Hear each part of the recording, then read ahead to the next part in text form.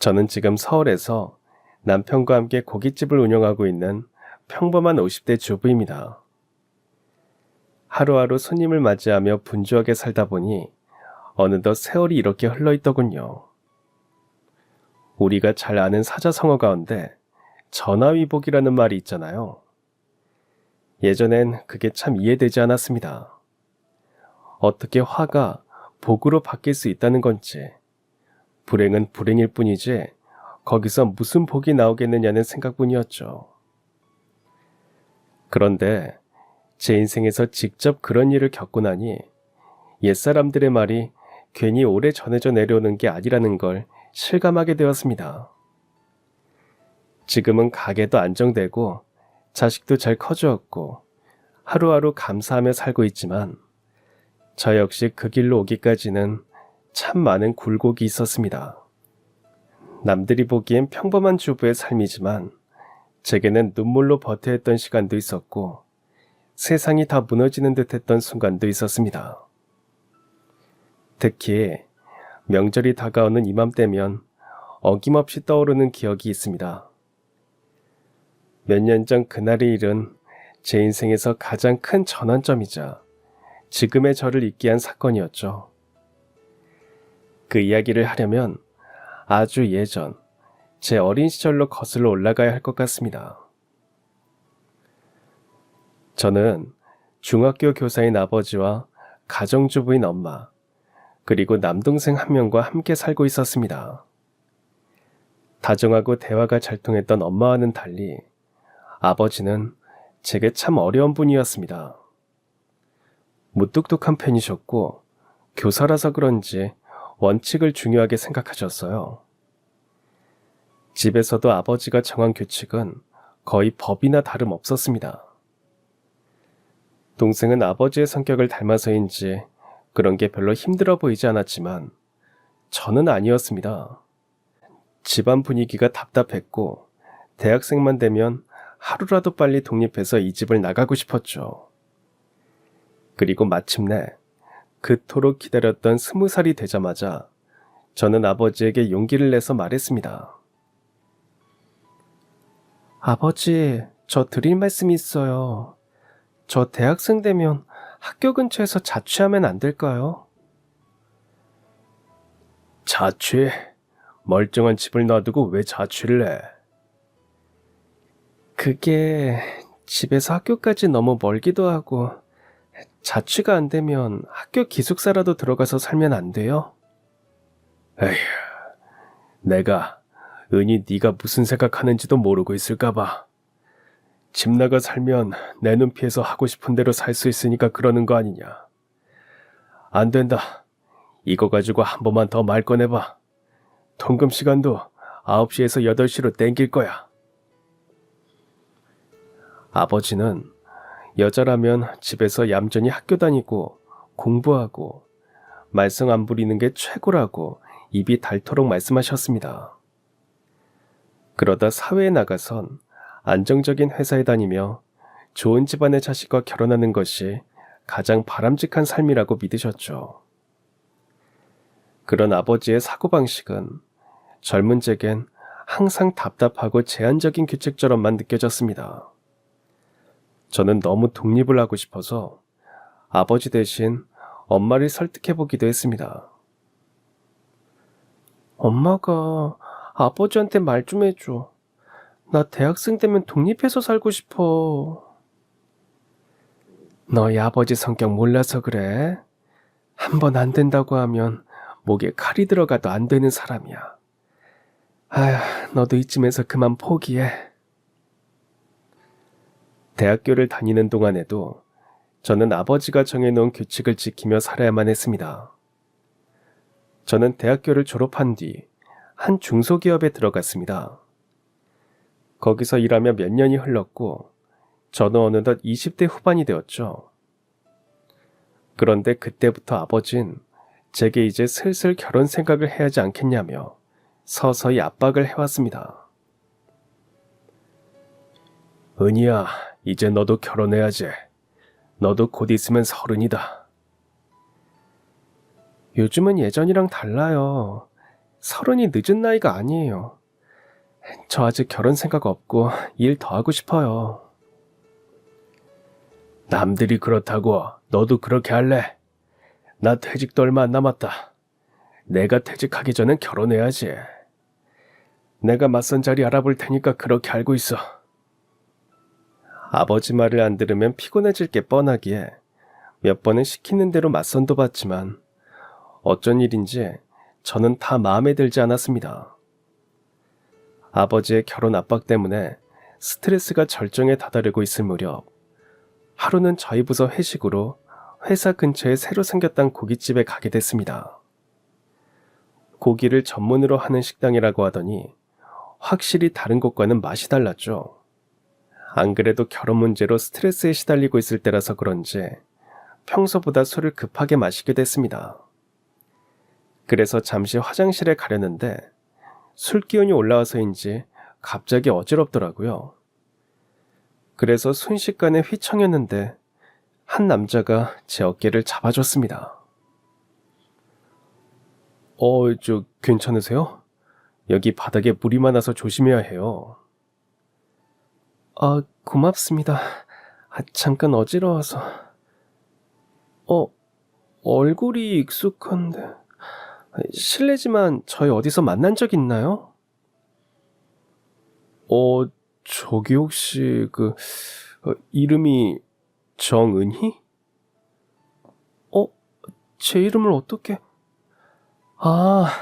너 김영은 맞지? 넘어지려는 저를 잡아준 그 남자는 고등학교 동창이었습니다. 친하진 않았지만 전혀 예상하지 못한 장소에서 만나니까 정말 반가웠습니다. 영훈아, 이게 몇 년 만이야.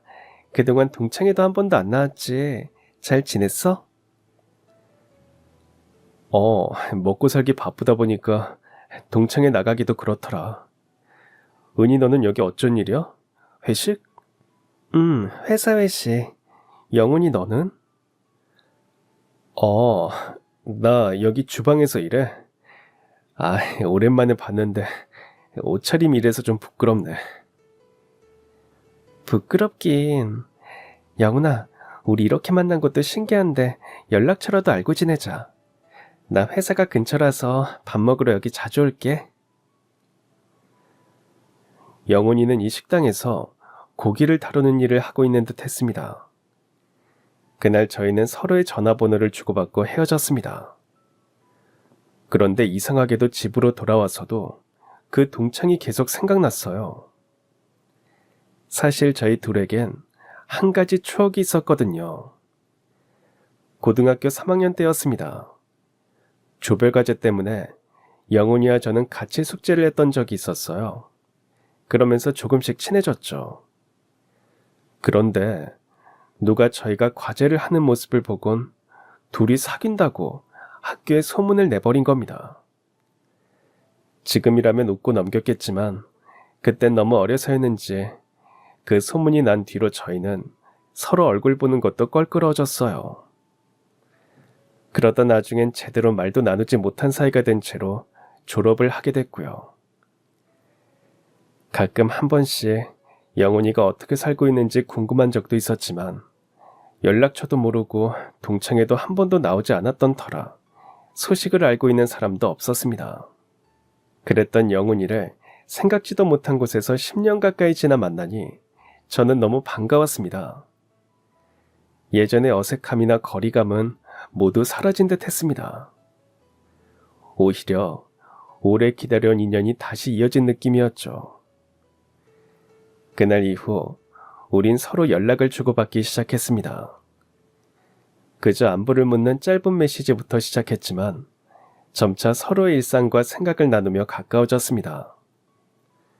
그렇게 작은 계기로 잊고 있던 고등학교 시절의 소중한 추억이 다시 살아나는 순간이었습니다.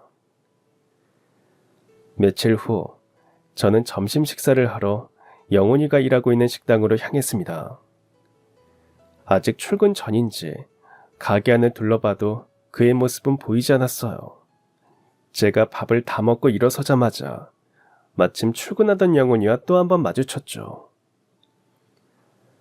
영훈아, 이제 출근하는 거야? 아, 맞다. 한 달 후에 우리 고등학교 동창회 하거든. 그날 별일 없으면 너도 와. 다른 친구들도 너 잘 사는지 궁금해.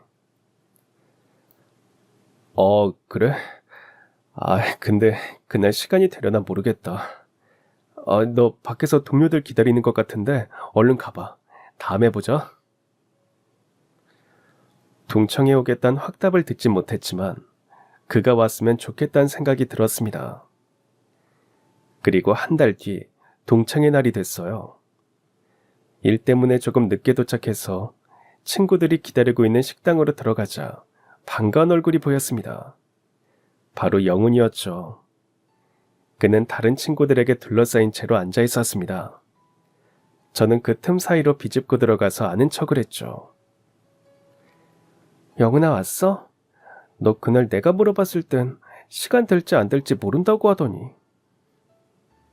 그랬는데 은희 네가 나오라고 해서 나와봤어. 오면서도 여기 오는 게 잘한 일인가 싶었는데 오길 잘했네. 오랜만에 친구들 만나니까 좋다. 어릴 때로 돌아간 것 같고 말이야. 그치? 내 말대로 오길 잘했지? 이제 자주 좀 보자. 저희는 우연한 만남을 계기로 조금씩 가까워졌습니다. 처음엔 단순히 오랜만에 얼굴을 보고 안부를 묻는 정도였지만 시간이 지나면서 자연스럽게 밖에서도 만나 밥을 먹거나 카페에서 차를 마시고 가끔은 영화를 보기도 했습니다. 그럴 때마다 저는 왠지 모르게 설렘과 함께 혼란스러운 기분을 느꼈습니다. 제가 영훈이에게 가지고 있는 호감이 그저 오랜만에 만난 친구한테 느끼는 감정인지 아니면 그 이상인지 헷갈렸기 때문이죠. 하루하루가 지날수록 저는 우리가 도대체 어떤 관계인지 복잡한 생각이 들었습니다. 그러던 어느 날 평소처럼 함께 저녁을 먹고 길을 걸으며 이야기를 나누던 중 영훈이가 조심스럽게 말을 꺼냈습니다. 은희야, 그 일 기억해?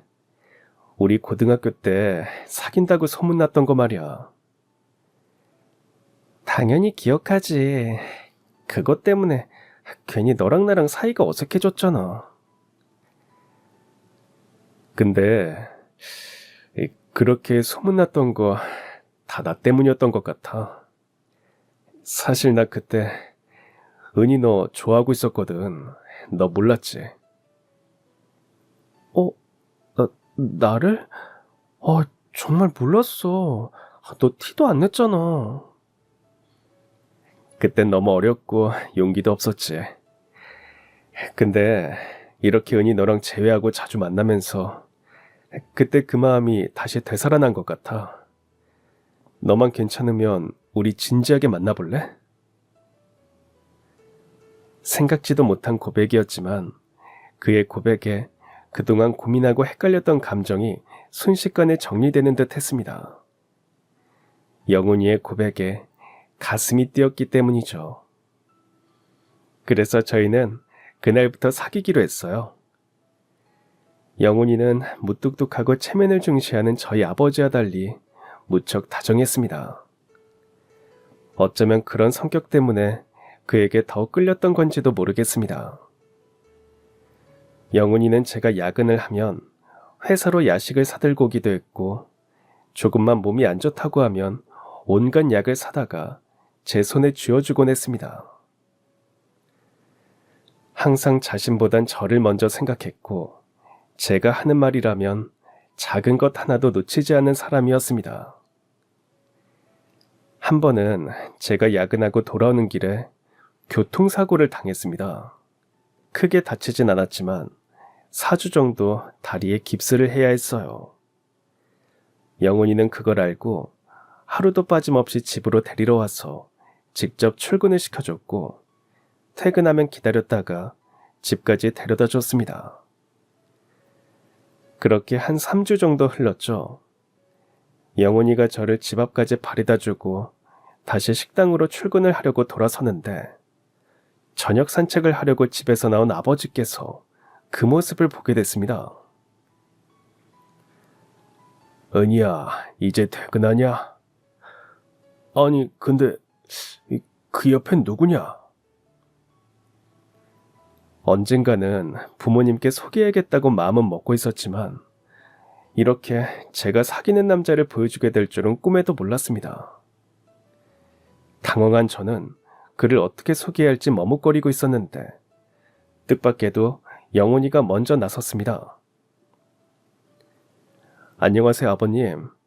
저 은희랑 만나고 있는 김영훈이라고 합니다. 은희가 다리가 불편하다 보니 제가 출퇴근을 도와주고 있었습니다. 뭐라고? 은희랑 만나는 사이라고? 우리 딸이 누구 만난다는 소린 들어본 적이 없는데. 전 그 말에 얼굴이 붉어졌습니다. 아무런 말도 못하고 서 있는데 영훈이가 한 발짝 더 앞으로 나서며 정중히 고개를 숙였습니다. 이렇게 갑작스럽게 인사드리게 돼서 죄송합니다. 다음에 시간을 따로 내주신다면 정식으로 찾아뵙고 인사드리겠습니다. 그날 밤 저는 부모님께 제가 진지하게 만나는 사람이 있다고 솔직하게 말씀드렸습니다. 엄마는 조용히 웃으며 제 얘기를 들어주셨고 아버지는 별다른 표정 변화 없이 나중에 제대로 인사하러 오라는 말만 하셨습니다. 그 후 3달쯤 지나 저희는 정식으로 서로의 가족에게 결혼 허락을 받기 위해 인사를 드리기로 했습니다. 영훈이는 아버지가 돌아가신 뒤 홀어머니와 함께 살고 있었고 위로는 누나가 셋이나 있었지만 모두 결혼을 해서 따로 살고 있었어요. 그래서 그의 집안에선 큰 반대가 없었습니다. 걱정이 되는 건 저희 아버지였습니다. 혹시라도 아버지가 영훈이를 마음에 들어 하지 않으실까 저는 내내 불안했습니다. 약속된 날 영훈이가 집에 들어서자 엄마는 따뜻한 미소로 반겨주셨습니다. 직접 과일을 깎아 건네고 가벼운 안부를 물으며 긴장을 풀어주려고 살갑게 대하셨습니다. 하지만 아버지는 늘 그렇듯 무표정한 얼굴로 앉아 계셨습니다. 잠시 정적이 흐르다가 아버지가 낮고 단단한 목소리로 물었습니다. 자네는 지금 어디서 일하고 있나? 예, 지금은 고기 전문점 식당 주방에서 일하고 있습니다. 고기 정형과 요리를 배운 지는 7년 정도 됐습니다. 주방에서 일한다고? 그럼 월급은 얼마나 받는가? 그리고 앞으로 무슨 계획이 있는가? 제가 지금은 다른 식당에서 직원으로 일하고 있지만 나중에 돈이 모이면 꼭 제 가게를 차려보고 싶습니다. 제 목표를 위해서 지금도 일하면서 차근차근 준비하고 있는 중이고요. 아버지는 팔짱을 낀 채 영훈이의 대답을 한동안 묵묵히 듣고만 계셨습니다. 방 안 공기가 잔뜩 얼어붙은 듯 했습니다. 저도 모르게 손에서 땀이 났고 엄마 역시 옆에서 조용히 숨을 고르고 계셨습니다. 잠시 후 아버지가 낮은 목소리로 다시 한번 물으셨습니다. 그래, 내 마지막으로 하나만 묻겠네. 앞으로 우리 은희랑 결혼하게 된다면 어떻게 살 생각인가? 아직 부족한 게 있는 건 사실이지만 그래도 제가 성실이라고 검소하게 살면서 은희를 책임지겠습니다. 저희 둘이서 꼭 좋은 가정을 꾸리도록 노력할 겁니다, 아버님. 좋다. 책임질 각오가 되어 있다면 내가 더 말할 게 없겠지. 아버님 감사합니다. 제가 은희 꼭 행복하게 해주겠습니다. 그 순간 방 안의 긴장이 풀렸습니다. 저는 가슴이 벅차올라 차마 눈을 들 수가 없었고 옆에서 엄마는 미소를 지으며 과일 접시를 영훈 쪽으로 밀어주셨습니다. 아버진 여전히 무뚝뚝한 표정이었지만 그날 이후로 영훈이를 사위로 인정해 주셨습니다. 그렇게 양가 어른들의 허락을 받고 그와 저는 이듬해 결혼식을 올렸습니다. 그리고 결혼하고 첫 번째 명절인 추석이 다가왔습니다. 아무래도 결혼 후 처음 맞는 명절이니 시댁을 먼저 가야 하지 않을까 싶어서 제가 먼저 말을 꺼냈습니다. 여보, 이제 곧 추석인데 아무래도 시댁 먼저 가야겠지? 어머니도 혼자 계시니까 외로울 거 아니야. 우리 집은 남동생도 있으니까 우리 이번 추석엔 자기 집 갔다가 설엔 우리 집 가자. 어때? 응? 그게 무슨 말이야? 우리 집이랑 처가도 똑같이 챙겨야지. 처가가 멀리 있는 것도 아니잖아. 그리고 당신 결혼하고 적응하느라 많이 힘들었을 텐데 장모님 많이 보고 싶지 않아? 그러니까 이번엔 처가 가서 하루 자고 다음 날은 우리 엄마 뵈러 가자. 내가 선물도 다 사놨어. 남편은 이런 사람이었습니다. 어릴 때를 떠올려 보면 우리 집은 명절이 되면 무조건 친가를 찾아가야 했습니다. 외가는 어쩌다 한 번 가는 어려운 곳이었죠. 그건 다 아버지의 뜻이었고 그렇게 자란 저 역시 당연하게 명절엔 시댁에 가야 하는 걸로 생각하고 있었나 봅니다. 하지만 남편은 저희 아버지와는 정반대였습니다. 그는 권위나 체면, 다른 이들의 시선보단 사랑하는 사람의 마음을 최우선으로 두는 성격이었습니다. 그래서 시댁을 먼저 생각하거나 그러지 않고 항상 두 집안을 살뜰하게 챙겼어요. 그렇게 추석 연휴 첫날, 저희 부부는 친정부터 찾았습니다. 저희 둘을 매우 반가워하는 엄마와는 달리 아버지는 무표정한 얼굴로 맞아주셨습니다. 식사를 다 하고 가족들 모두 거실에서 과일과 차를 마시다가 남편이 준비한 선물을 꺼냈습니다. 엄만 그걸 보고 깜짝 놀라셨죠. 아니, 김서방, 이게 다 뭔가? 장모님, 장인어른, 이거 받으세요. 별건 아니지만 홍삼이랑 용돈 조금 넣었습니다. 아니, 뭘 이런 걸 다 준비했어. 둘이 무슨 돈이 있다고. 아닙니다. 그래도 결혼하고 처음 맞는 명절인데 저희가 드리는 선물도 받으셔야죠. 됐으니 넣어두게. 이런 거 우리 줄 생각하지 말고 시댁에 드려. 자, 이제 밥도 다 먹었으니까 너희 넣어서 시댁으로 가봐라. 아버지, 그게 무슨 말이에요? 저 오늘 집에서 자고 간다고 이미 말씀드렸잖아요. 시댁은 내일 가겠다고 전화 드려놨어요. 어허이, 은희 너 이러는 거 아니다. 다른 날도 아니고 결혼하고 처음 맞은 명절인데 어떤 며느리가 친정에 와서 자고 가. 그러다가 괜히 트집 잡힌다. 아버지, 시어머니도 괜찮다고 다 이해해 주셨다니까요. 은희 너 잘 들어라. 딸은 결혼하면 출가 외인이야. 그러니까 넌 이제 김서방네 식구나 다름없다 이 말이야. 우리 챙기지 말고 시댁 잘 챙겨라. 네가 시댁을 잘 챙겨야 우리도 사돈댁에 면이 서는 거야. 아버지가 원래 이런 분이라는 건 잘 알고 있었습니다. 원칙과 체면을 중시하시는 분이라 남에게 보이는 모습이나 예의 범절을 철저히 지키셨죠. 하지만 그날은 솔직히 너무 답답하게 느껴졌습니다. 시댁에서도 이미 허락을 한 상황인데 밥 한 끼를 먹었다고 서둘러 시댁으로 돌아가라고 하시는 게 이해가 되지 않았습니다. 아버지는 사위인 저희 남편의 손에 다시 선물을 쥐어주며 말씀하셨습니다. 김서방, 어느 집이 명절에 처가부터 찾나 이러는 거 아닐세. 그리고 이 선물도 우린 안 받아도 되니까 자네 어머니 가져다 드리게. 사돈댁에서 괜찮다고는 했지만 그래도 원칙이라는 게 있는 법이야. 은희 데리고 어서 자네 집으로 가보게. 장인어른, 어디 은희만 저희 집에 시집 온 건가요?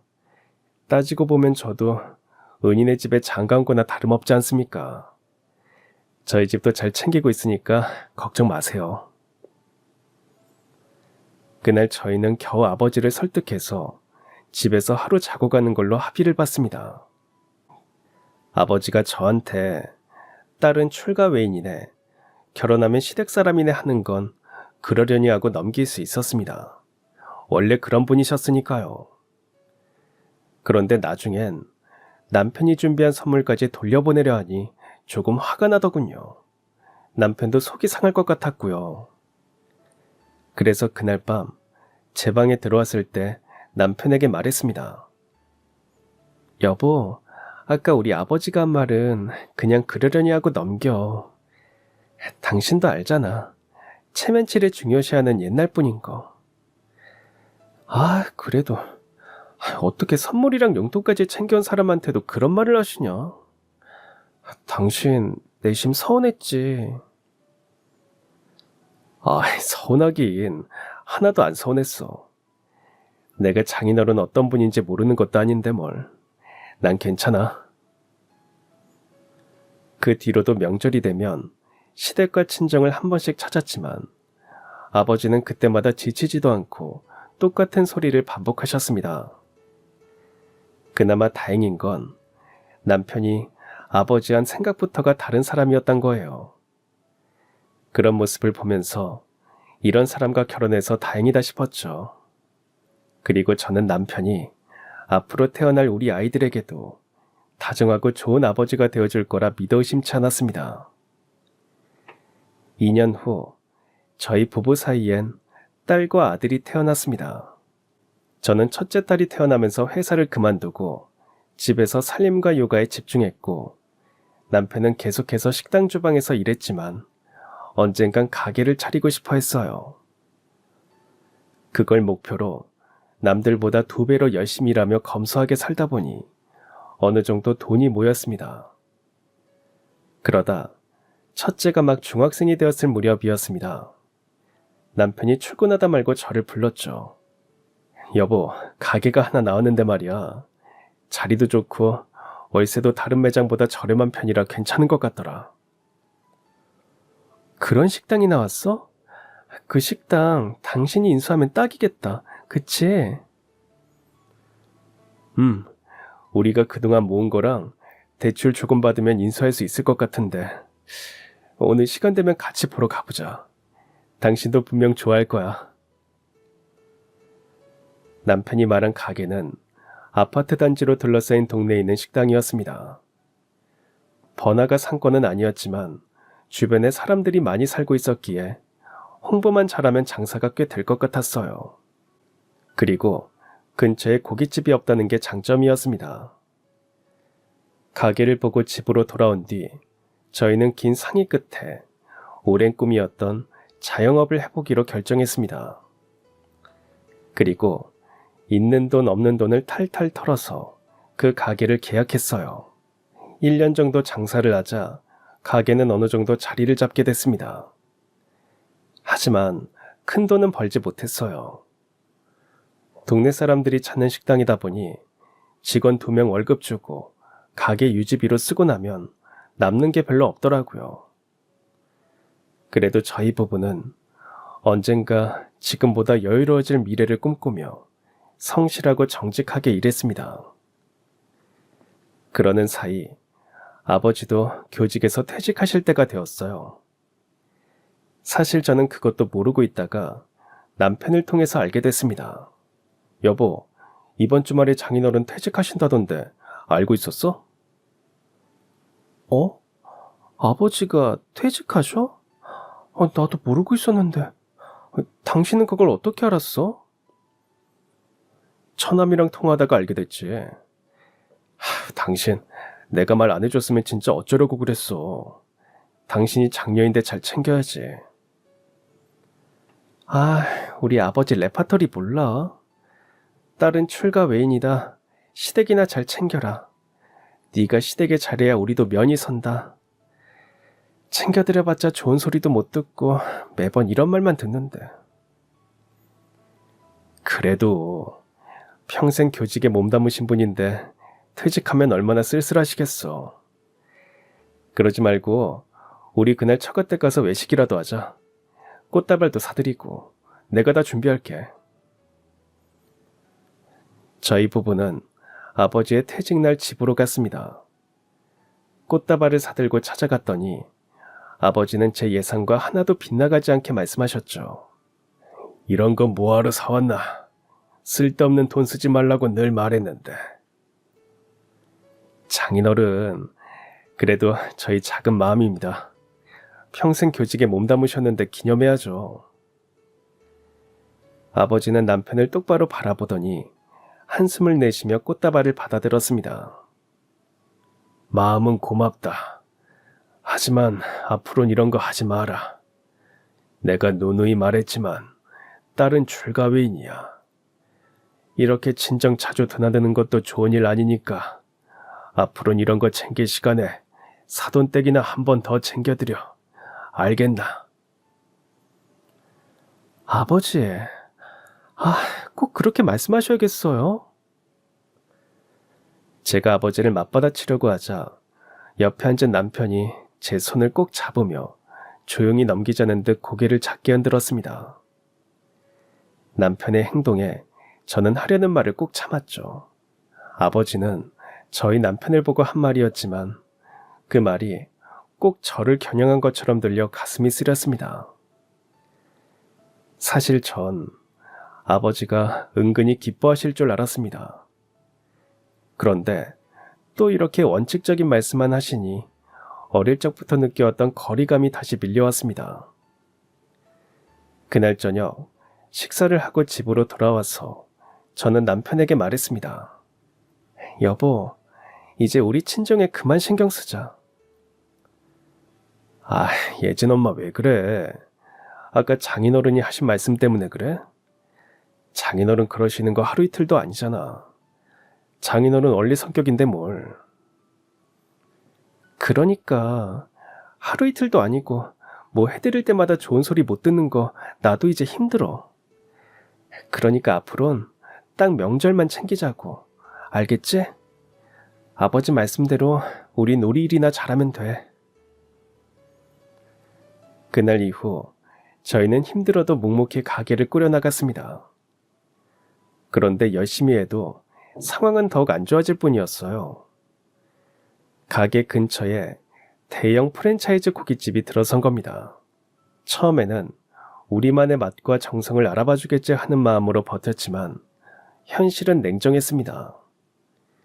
손님 발길이 눈에 띄게 줄어들었고 점심때나 저녁 피크 시간에도 빈자리가 많아졌습니다. 남편은 홀에서 직접 손님들에게 인사를 더 자주 드리고 서비스도 챙기며 애썼지만 매출은 예전 같지 않았습니다. 저 역시 장부를 들여다보며 계산기를 두드릴 때마다 남는 게 없다는 사실에 한숨만 나왔습니다. 그래서 어쩔 수 없이 직원도 한 명만 남기고 모두 정리해야 했고 월세라도 내려면 모든 걸 아껴야만 했습니다. 그러다 어느덧 추석 연휴가 코앞으로 다가왔죠.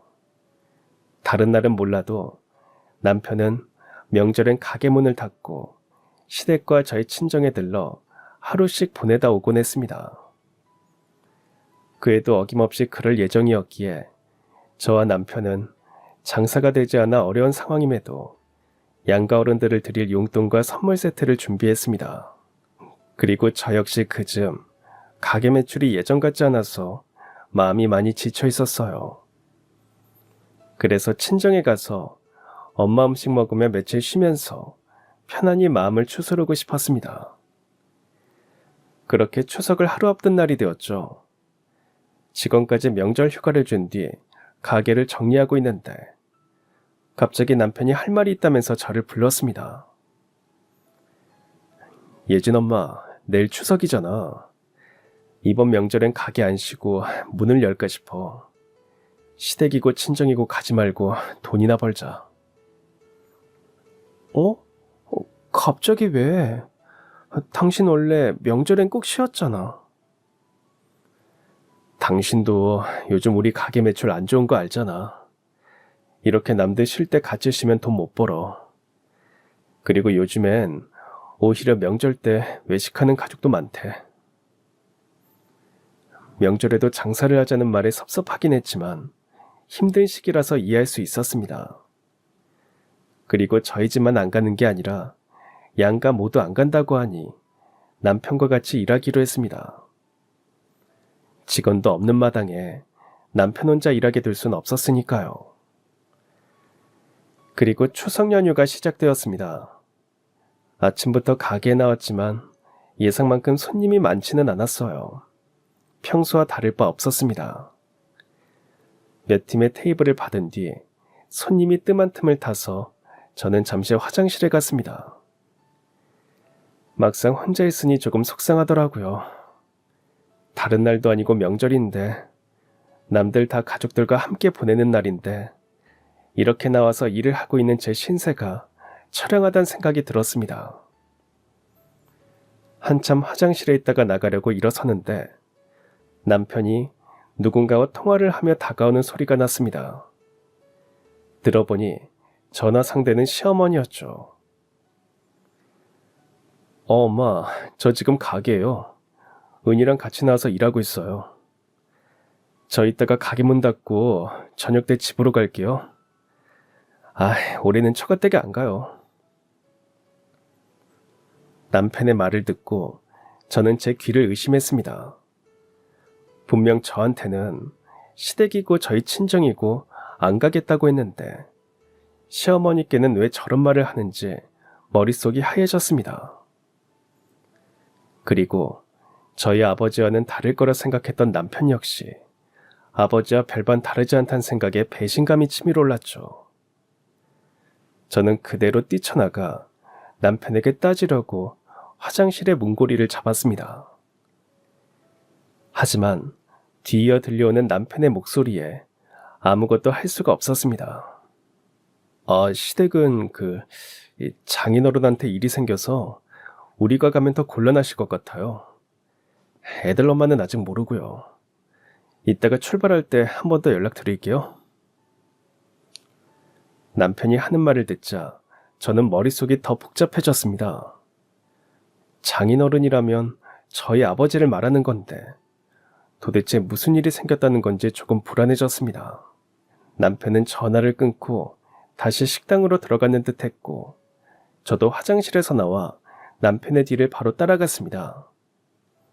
그리고는 남편을 불렀습니다. 남편은 제가 화장실 쪽에서 나온 걸 보곤 당황하는 모습이었어요. 당신 아까 전화한 거 뭐야? 양가 다 가지 말고 일하자면서 이따 저녁 때 시댁에 간다는 거 무슨 소리야?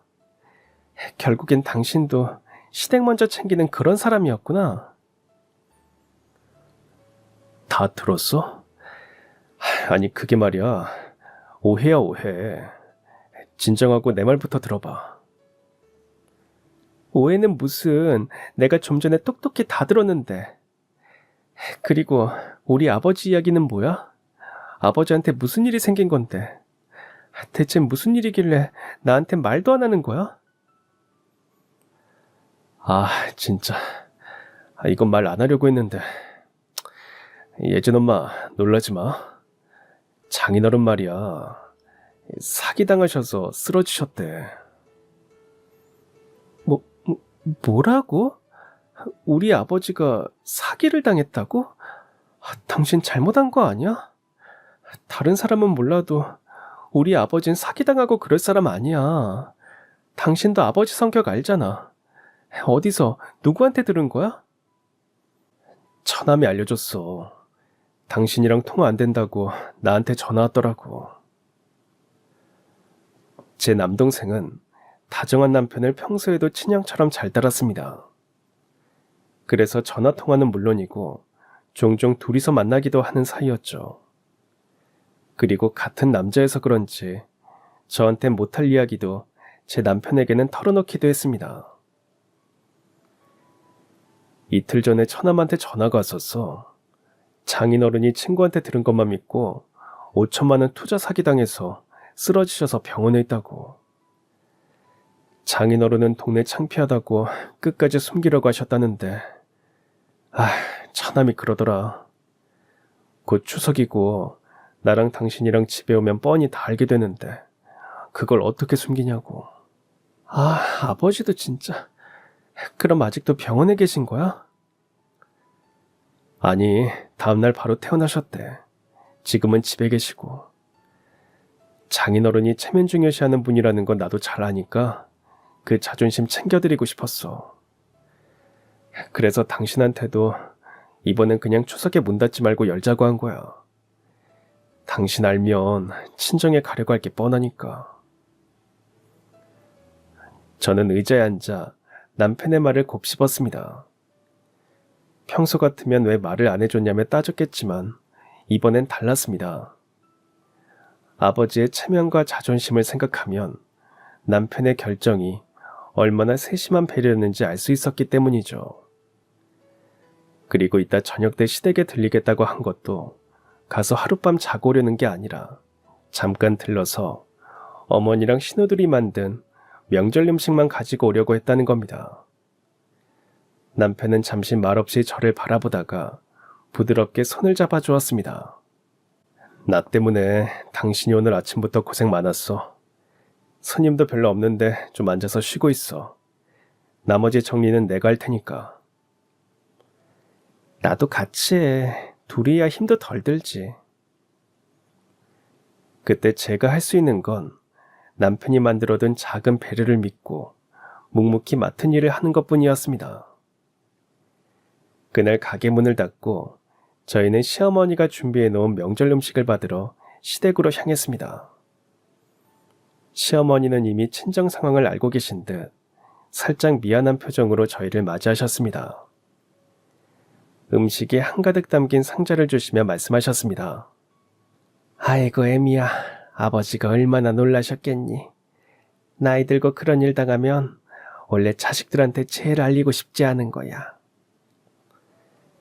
그러기요 어머니. 올해 음식 만드는 거 못 도와드려서 죄송해요. 그리고 명절인데 이렇게 잠깐 들렀다 가는 것도요. 아유 신경 쓰지 마라. 사정 이해 못하는 것도 아닌데 뭘. 괜찮아. 막상 집으로 돌아오니 속상한 마음에 터져나오는 눈물을 막을 수가 없었습니다. 남편은 서럽게 오는 저를 안아주면서 자식들한테 약한 모습 보여주기 싫은 장인어른의 마음도 이해해주자면서 저를 달랬죠. 아버지 일도 그렇지만 저는 속 깊은 남편에게 더 고마웠습니다. 그래서 이번 명절은 남편 말대로 가게에서 열심히 일을 하기로 결심했어요. 날이 밝고 추석 당일이 됐습니다. 저희 부부는 아침 일찍 가게로 나가 장사 준비를 했죠. 오픈 시간이 다 돼서 문을 열어도 손님은 기대했던 만큼 오지 않았습니다. 그러다 저녁쯤이 되자 한 손님이 가게 문을 열고 들어왔습니다. 저는 반갑게 그를 맞고 자리를 안내한 뒤 메뉴를 들고 그 손님에게로 다가갔습니다. 메뉴 천천히 보시고 결정되면 불러주세요. 사장님, 저 혹시 죄송하지만 제가 밥 먹는 걸 좀 찍어도 될까요? 오늘이 명절이라 그런지 문을 연 가게가 여기뿐이더라고요. 아, 촬영이요? 뭐 다른 손님도 없으니까 괜찮을 것 같네요. 감사합니다. 제가 대신 음식 많이 시킬게요. 혹시 추천해 주실 거 있으세요? 저희 남편이 고기를 진짜 잘하거든요. 직접 도매시장 가서 하나하나 다 확인하고 가져오는 거예요. 오늘은 숙성고기가 괜찮다고 하던데 그거 한번 드셔보세요. 그 손님은 나온 고기와 다른 메뉴도 맛있게 먹으면서 촬영도 직접 하는 것 같더라고요. 그리고 음식을 다 먹은 뒤에는 맛있게 잘 먹었고 촬영 부탁도 들어줘서 고맙다며 몇 번이나 인사를 한 뒤 가게를 나갔습니다. 비록 명절이라 집엔 못 갔지만 손님에게 맛있는 식사를 대접한 것 같아서 그날은 마음이 뿌듯하더라고요. 그리고 며칠이 흘렀습니다. 그날도 가게 문을 열려고 남편과 함께 아침 일찍 출근을 했는데 가게 근처에 사람들이 잔뜩 몰려 있었습니다. 저희는 밤새 도둑이라도 든 건 아닐까 싶어서 얼른 가게로 뛰어갔습니다. 그런데 저희 예상과는 다르게 식당 앞에 몰려있는 사람은 전부 가게가 오픈하기만을 기다리고 있는 손님이었습니다. 그리고 문을 열자 그 손님들이 와르르 들어왔죠. 테이블이 모자라 몇몇 손님들은 밖에서 대기를 해야만 했습니다. 대체 이게 어떻게 된 일인지 어안이 벙벙했죠. 저는 이게 어떻게 된 일인지 너무 궁금했습니다. 그래서 계산을 하고 가는 손님 중 한 명에게 물어봤어요. 저기 손님, 근데 저희 가게를 어떻게 알고 오신 거예요? 와, 사장님 모르셨어요? 어떤 유튜버가 추석에 이 식당에서 찍은 영상이 대박 났잖아요. 그 사람이 이 식당 숨겨진 맛집이라고 하면서 고기랑 음식이 너무 조화롭게 맛있다고 강추하길래 와봤는데, 와, 진짜 맛있네요. 사실 저도 긴가민가 하고 와본 건데 그 유튜버 말대로 고기가 진짜 맛있네요. 다음에 또 올게요. 맛있게 잘 먹었습니다. 손님의 말을 듣고 나니 지난 추석에 혼자 와서 먹는 걸 촬영해도 되겠냐는 한 손님이 떠올랐습니다. 저는 잘 몰랐는데 그 사람이 굉장히 유명한 맛집 유튜버였던 거죠. 남편에게 그 말을 전한 뒤 둘이 같이 저희 가게가 올라온 그 영상을 봤습니다. 저희는 한참을 멍하니 화면을 바라봤습니다. 영상 속에서 저와 남편이 고기를 굽고 손님에게 음식을 내어주며 웃던 모습이 그대로 담겨 있었죠. 화면 속 말투와 행동 하나하나에 구독자들이 감탄하는 댓글이 달려 있었고, 저희 부부가 그동안 얼마나 열심히 일해왔는지 보는 사람들에게도 전해지는 듯 했습니다. 세상에, 여보, 이 사람 정말 유명한가 봐. 영상 조회수만 몇백만이야. 예진 엄마, 나 그동안 열심히 일한다고 했어도 맨날 적자 만나서 걱정되고 겁도 났다. 근데 이제야 조금 보상받는 기분이네. 우리가 그동안 성실하게 일한 게 이렇게 사람들에게 알려지다니 솔직히 믿기 어렵다. 나는 당신이 그동안 얼마나 노력했는지 다 봐왔잖아. 오늘 이 영상 덕분에 사람들이 우리 가게를 찾아오는 것도 좋지만 무엇보다 당신의 성실함과 정직함이 드디어 인정받는 것 같아서 마음이 정말 좋아. 고마워, 예진 엄마. 당신이 옆에서 늘 도와주고 믿어준 덕분이지. 우리 둘이서 이렇게 같이 해온 게 결국 오늘로 이어진 거야. 앞으로도 지금처럼만 일하자. 그날부터 저희 고깃집 매출은 끝도 모르고 쭉쭉 올랐습니다. 직원을 서너 명 더 둬도 일손이 모자랄 지경이 됐죠. 그래서 결국엔 직원도 5명이나 두게 되었고, 손님들은 매일 웨이팅까지 해야 할 정도로 넘쳐났습니다. 가게는 순식간에 대박 식당으로 자리 잡았고, 불황에도 끄떡 없을 만큼 매출이 치솟았습니다.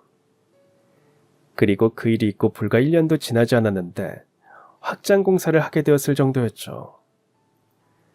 그리고 시간이 흐른 뒤에야 저는 아버지의 진심을 비로소 알게 되었습니다. 그 이야기는 어느 날 엄마와 함께 차를 마시다가 우연히 듣게 된 것이었죠. 엄마, 김서방이 그러는데 아버지한테 사기쳤던 놈들 잡혔대. 근데 돈을 다시 받는 거는 어렵다고 하더라고. 아, 어디 사기칠 사람이 없어서 나이 드신 분들 쌈짓돈을 사기를 쳐. 그런 놈들은 감방에서 제대로 콩밥 좀 몇 년씩 먹어봐야 정신을 차린다니까. 아유, 근데 은희 너 아버지 사기당한 거 어떻게 알고 있었어? 네 아버지가 그렇게 숨겼는데. 엄마도 참, 그게 끝까지 숨겨질 줄 알았어? 나도 아버지 체면 생각해서 모른 척 하고 있었던 거지. 아버지도 진짜 대단하셔. 아니, 다른 사람도 아니고 어떻게 아버지 같은 사람이 사기를 당할 수가 있어? 난 아직도 그게 안 믿겨.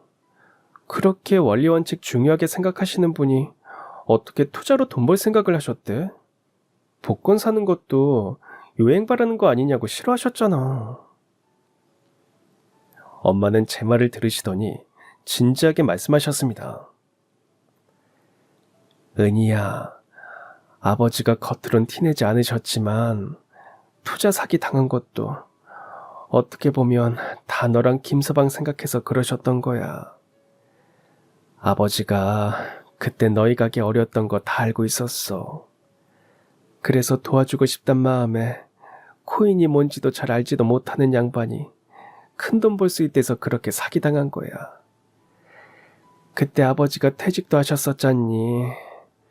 마지막으로 너희한테 조금이라도 뭔가 해주고 싶은 마음이었대.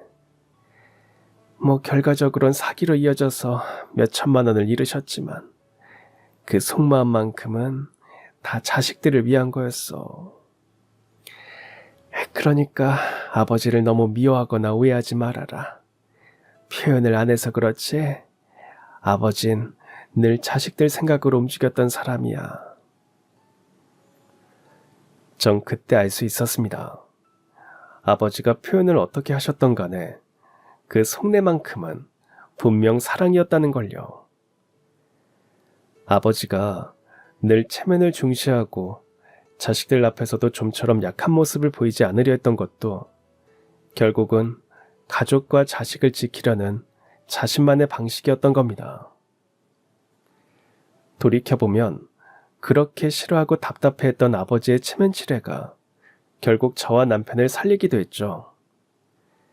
아버지가 명절에 오지 말라고 한 덕분에 저희 가게는 살아났으니까요.